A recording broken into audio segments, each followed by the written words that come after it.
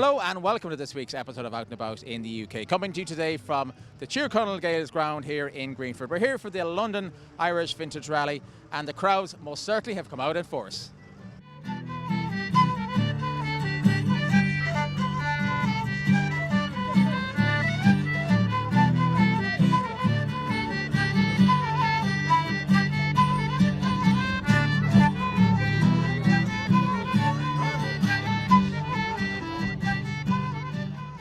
Tony, a fantastic day here today. You've quite a few vehicles here on show and a few behind us here. Tell us about them.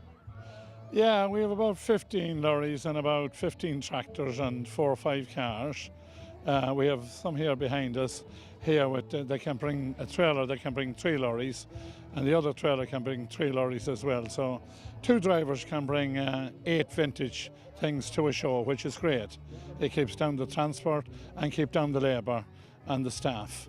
You're part of the organising committee here. I'm sure you'll be delighted with the turnout. Delighted with the turnout. This is the 5th year. First year we done 30,000, which we were amazed at. The next year we did 62. Next year 74, and last year we done 104. So this year we don't know how we have done yet, but we will have done good.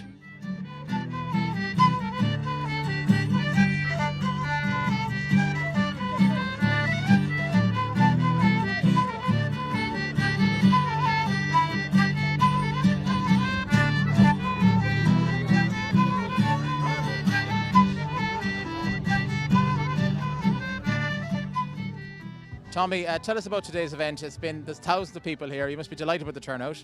Well, we're delighted with the weather for a kick-off, and having Daniel O'Donnell singing at present, that's not a bad addition either. But no, we have a good few thousand people, and we're here in our 5th year with an event that caters from everyone, from the very youngest to the very oldest. It's not possible to be either too young or too old to come here. And we welcome all the families, and we're glad to have everybody here raising money for 4 very worthwhile charities. Our nominated charities this year are Acton Homeless, the Ashling Project, HCPT, Handicapped Children's Pilgrimage Trust, and St Luke's Hospice. But I have to say there's charities we had years before equally worthwhile. In fact, it's impossible to find a charity that's not worthwhile. But it's just great to have people out enjoying themselves and raising money for charity. And as I say, we just have been so lucky, with the whole event. And Tyrconnell Gaels let us in on their pitch every year, which is good of them as well. And we have an organising committee just pulling together everyone who's in the Irish community generally, not exclusively, but generally speaking in the Irish community. And we get great support from the people who bring their tractors, their lorries, their old cars, and everyone gives in everything for nothing. And then we have people who support us big time, with support either by sponsoring the brochure or sponsoring the stage or doing the teas. People cook for us, so we're having a great day, and hopefully this year we'll do very, very well for the 4 very worthwhile charities.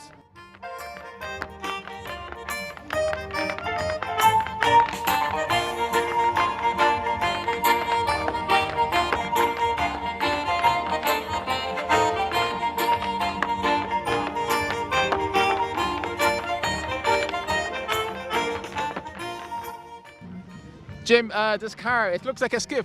Tell us about it. Yeah, it's an idea we come up with about 3 or 4 years ago because we manufacture skips in waste containers. We decided we'd build this car as a skip. It's actually a BMW 325 converted into, as you see, a skip. And it has been involved with a lot of fundraising events, especially in Northern Ireland. Tell us about the charitable aspect to this car. It has been to do with mostly Marie Curie cancer care. We have, to date, I think last year raised £125,000 to do with cancer care. That's a fantastic achievement. And how did you put this car together? Tell us about the design and build process, and tell us about the engine and the chassis and all that type of stuff. The design, we have an in-house design guy in our factory, and he was very much involved with the design aspect. The car was bought as a complete BMW 325i, and we used the engine and all the components, as you can see. and we finished up with a skip car. I watch you lying, sleeping in a dream that doesn't fall like gold. You to me are treasure. You to me are dear.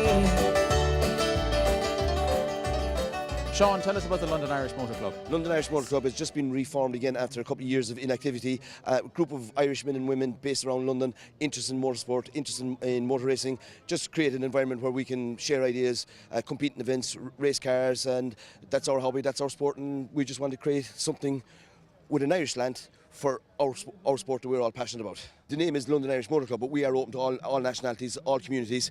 We'd like to think in the future that we could work with other local motor clubs, like Middlesex County is a big motor club in this area, Greenbelt is another big motor club in North London. Work with them and maybe look to organise our own events or share the organising of events with these more experienced clubs. Tell us about the cars behind us. Some fascinating range of cars there behind us. The nearest one to us here is a Subaru Impreza. It's an ex-Colin McRae car, like 1995 World Rally Champion. It's now driven by Clare man Niall Moroney. Niall is based in Hertfordshire, and he's actually going back to his home rally in County Clare in 2 weeks' time to compete on the Clare stages. The car immediately behind that is owned by Paul Alexander, an English member of the club. But Paul has a passion of Irish rallying, and he wants to take the car to Killarney in December for the Killarney Historic Rally. And the third car in the lineup is Mike Smith's Talbot Sunbeam. Mike's another Kerry man, and he races quite a lot in Belgium. He likes to take his car to the closed roads in Belgium. Very easy to get there from London through the Dover Tunnel and the ferries at Calais. And if people want to find out more about the London Irish Motor Club, how can they do that? You can find us very easy on Facebook. Find us on Facebook via London Irish Motor Club, and we're also on the web, londonirishmotorclub.com.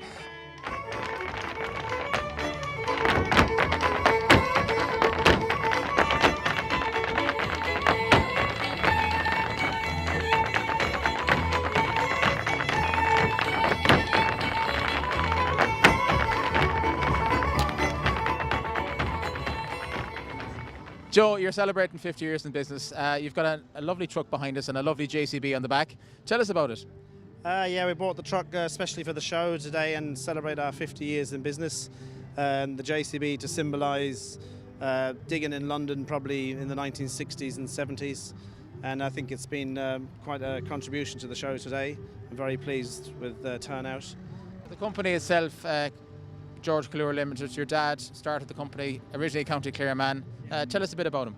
Our dad was an unbelievable character, a fantastic man. Him and Mum built a fantastic business, and Mum is not to be forgotten in the background there. She did all the work and kept us all fed and sent us to school and raised 4 kids, and we were hard work. Yeah, just great people and had a great life, work balance. Could never say enough about them positively. Well known in the industry, well respected, and I've tried to live up to some of that anyway. And George, you're here today with your dad, and Tommy here, you're George's senior's brother. You must be very proud about how the guys have turned out.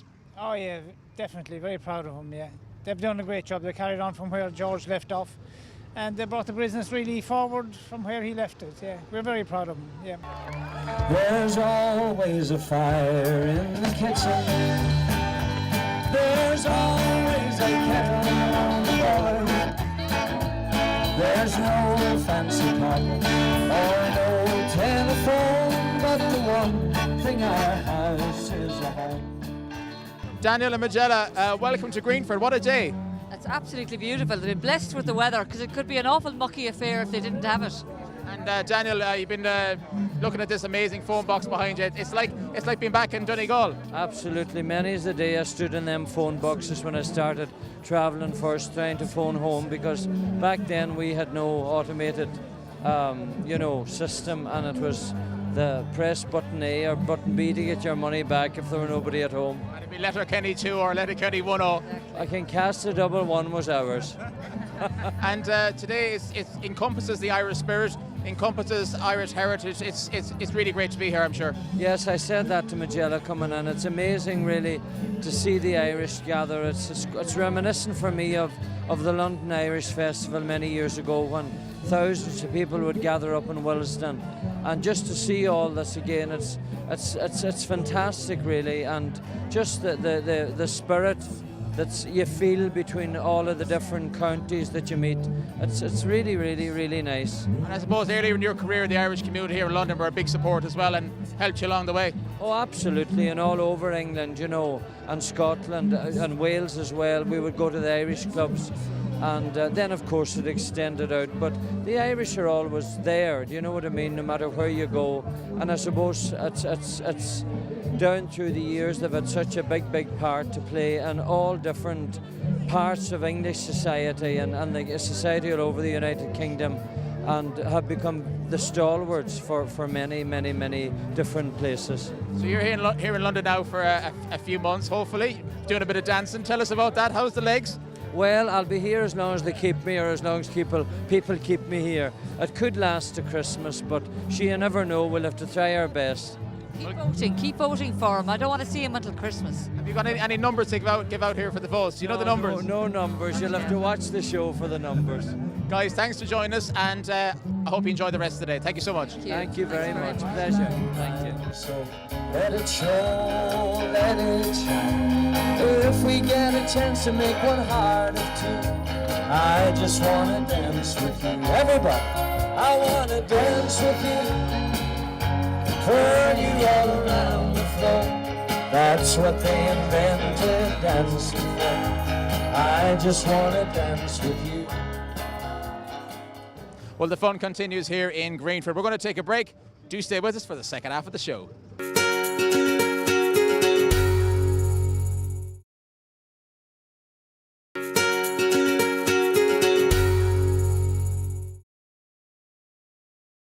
You're very welcome back to the show. We're here at the Tyrconnell Gales ground here in Greenford for the annual London Irish Vintage Rally. So let's get back to the action.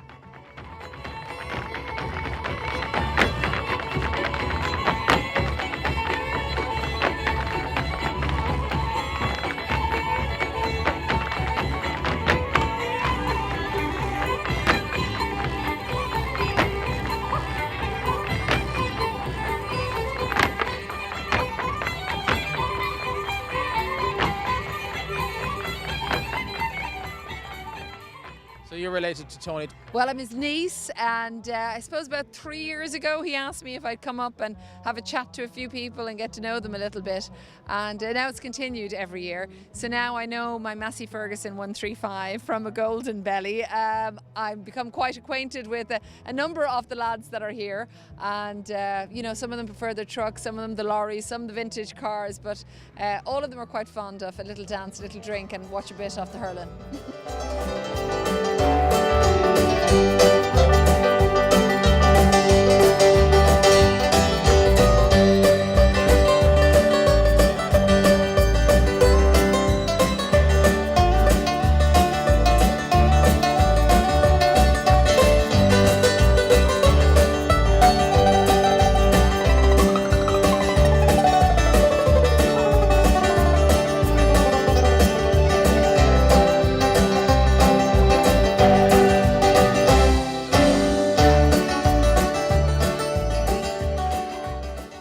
Sean, the Massey Ferguson 135, it's a tractor very common in Ireland. Tell us about the history behind this particular one.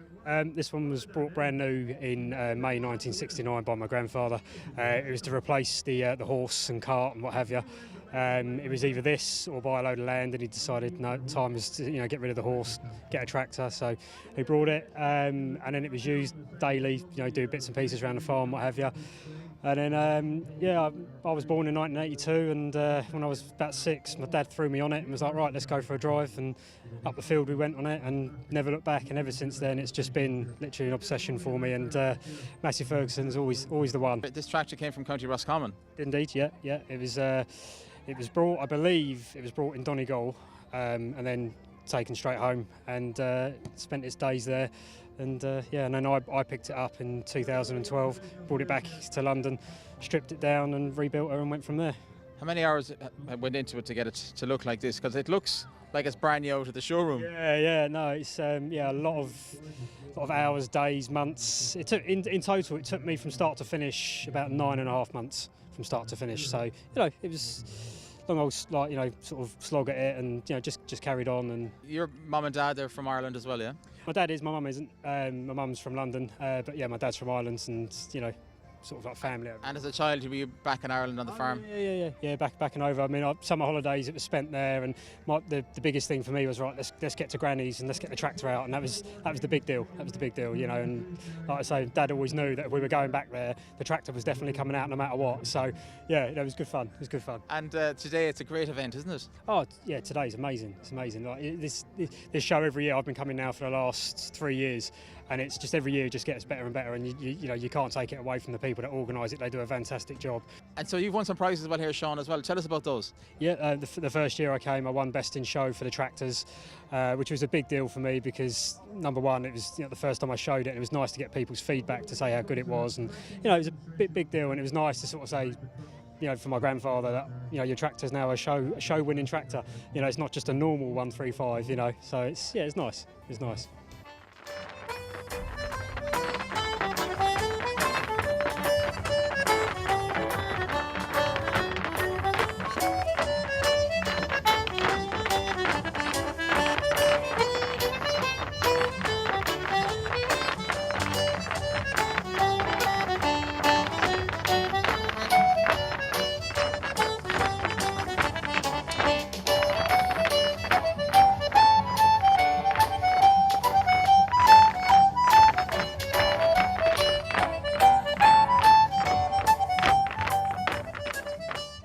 From Donegal to Greenford, long journey, but you made it. Yeah, we left Donegal at 2 o'clock on Saturday morning, and it took us 14 hours to get over here. We came via Dublin and Holyhead, and we landed here last night. And you're here to raise money. Tell us about that. Yeah, we're here to raise money for Donegal Donkey Sanctuary here today, and we hope to make a lot of money. And we're here doing guess how many, and we have a raffle going and a hamper up for auction here today and everything. So we're hoping to have a good day. And tell us about your donkey. What's his name? This is Quiney. He was rescued in Donegal about 5 years ago, and lucky for him we discovered that he was broke and able to pull a cart, so we use him now at a lot of fundraising events. He's pretty famous. He walked around Donegal 3 years ago and raised a lot of money for the sanctuary. If people back home want to find out more and people here in the UK want to donate, how can they do that? They can do it online, or they can contact us at the sanctuary, or better still if they contact us through Facebook. We're up and running and all them things. And do you have a website? We do, yeah. It's www.donegalddonkeysanctuary.com. Thank you very much, and enjoy the rest of the day. Thank you very much, and talk to you later.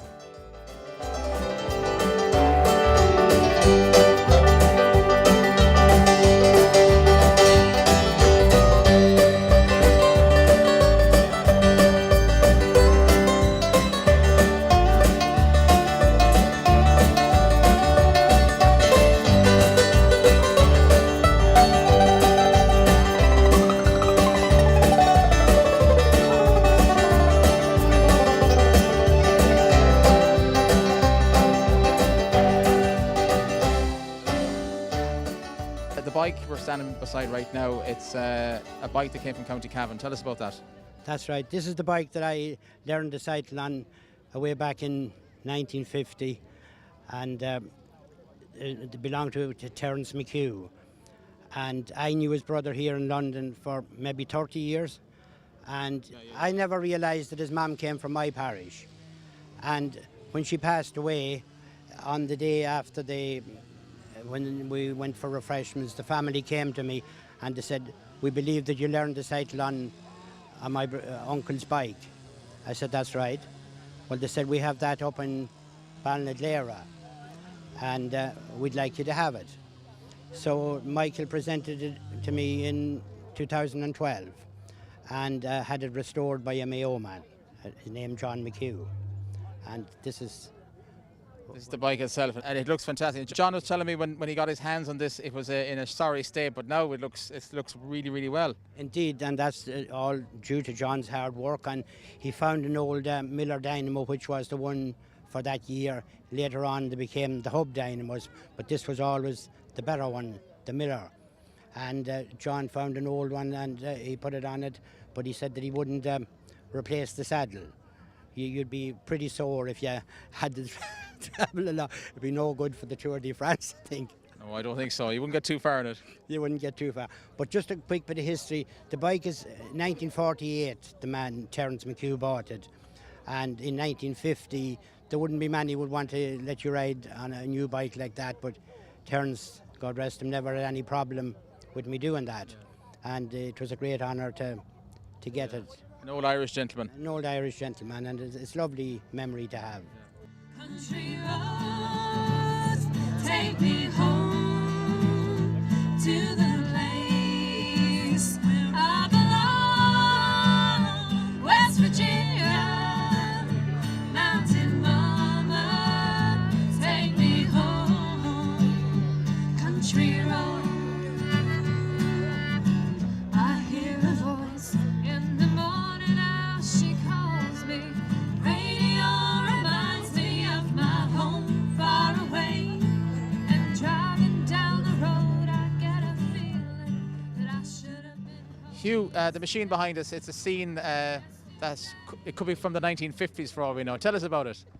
Well, I suppose it was made in the early 50s, very early 50s or late 40s. It's been around for quite a while. It's a man from a place called Glengarden, Donegal, that owns the thrasher and the baler and the tractor. And I suppose there's a lot of people here, particularly kids, that never would have seen anything like this before. they would not, certainly would not, no. When the thrasher came to the village, Yes. back all those years ago, that's it was right. a big day for everyone, wasn't it? They, all the farmers all around the area would all come to help one man, and then every man helped one another, or they used to call it borrowing or whatever type of thing. So that's what they done. One man helped the other. There was no money passed hands. And all the kids would be all there. They'd be all there after the rats with the dogs and the Jack Russells and all that. They would all have a fun day. And some parts of the country, they reckon they used to have the barrel of beer. That would be brought out as well on the day of the thrashing. When it would finish, then they would have a little bit of a drink up or a bit of a party. They managed to celebrate the harvest, wasn't it? Celebrate the harvest, that's right, yeah. And today it's a culmination and a celebration of Irish heritage and the vintage of agriculture here in London. It's a very, very good day, yeah. You can see the crowd of people that's here are very well supported, yeah. And all the money that they collect and all goes to good causes, a lot of charities. And it's good to see it, and it's good to have a good day like today so that we can get so many people in here, you know. So you'll be back again for next year's event? Oh, definitely, yeah. We hope to be coming back for years to come.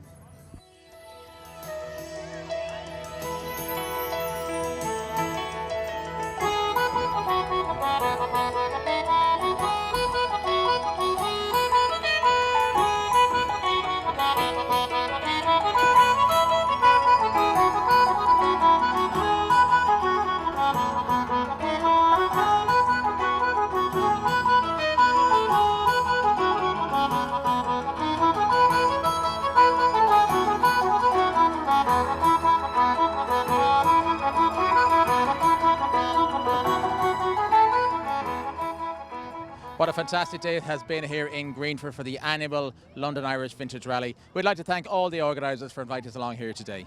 If you'd like to contact the show, send an email to ian@irishtv.ie, and you can also find us on Facebook and on Twitter. Unfortunately, that's all the time we have right now, but do come back to us next week when we'll be out and about in the UK.